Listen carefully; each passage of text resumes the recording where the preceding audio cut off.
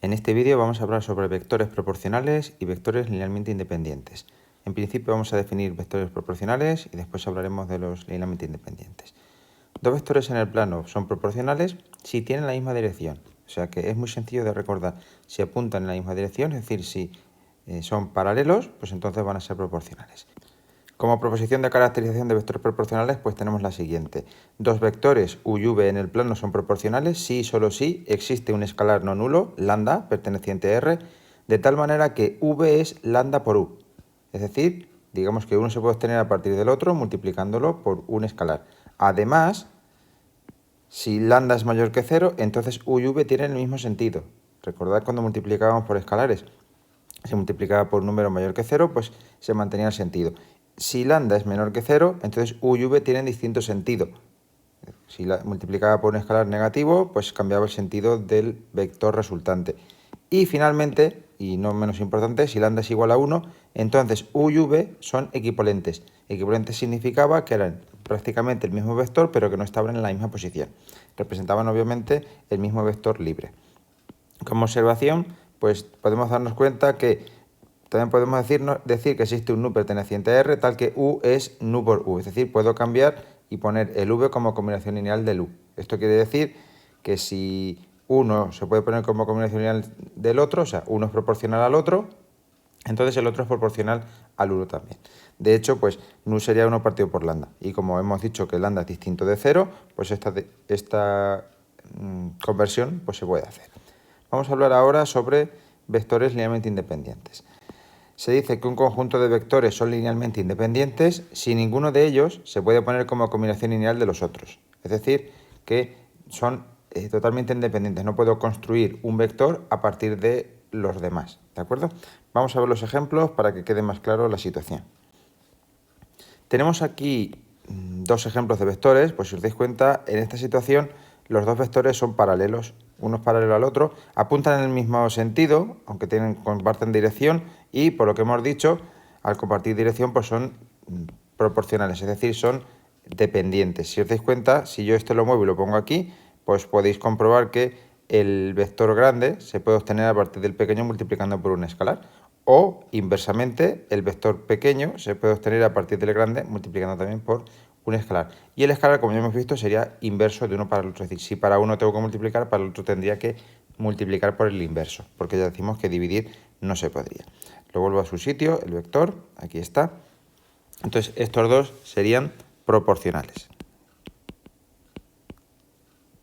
Y la justificación pues está clara, tienen la misma dirección, apuntan en la misma dirección, por tanto son proporcionales.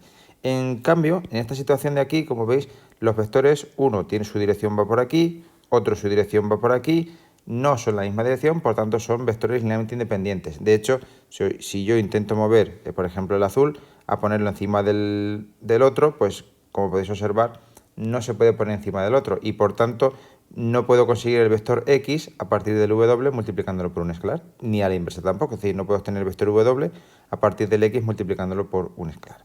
Lo devuelvo a su sitio, que era donde estaba, y como veis, en este caso serían linealmente independientes. Linealmente independientes. Finalmente, vamos a ver otro ejemplo más. Si os fijáis, en esta situación pues tenemos tres vectores, el vector A, el vector B y el vector C.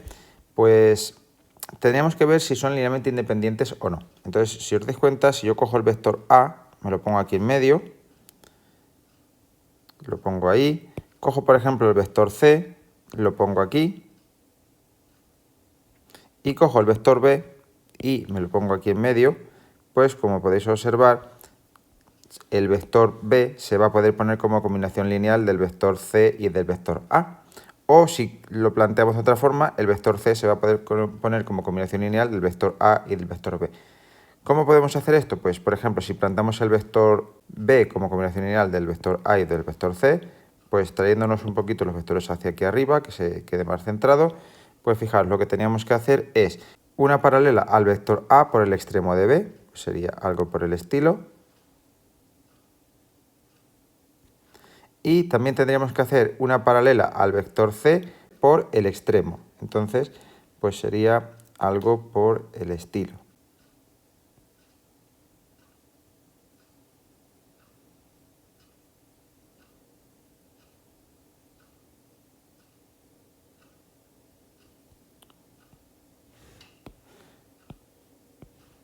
Como veis, pues tendría esta disposición, esta situación. Entonces, como podéis ver, prolongando las direcciones, pues llegaría aquí, tendría este corte, ¿de acuerdo? Y prolongando esta con esta, llegaría aquí, tendría también este corte, y por tanto, este vector y este otro, al sumarlos, pues me proporcionaría el vector b. Entonces, por tanto, estos tres vectores son linealmente dependientes, ya que uno de ellos se puede poner como combinación lineal de los otros dos. Por tanto, si os dais cuenta, aquí no sería un sistema que fueran de vectores linealmente independientes, ya que uno de ellos se puede poner como combinación lineal de los otros dos. Podríamos haber hecho el vector c como combinación lineal del a y el b, o el vector a como combinación lineal del vector b y c. Acordaos que tendría que haber alargado las direcciones y luego tirar paralelas, una paralela al vector b y una paralela al vector c.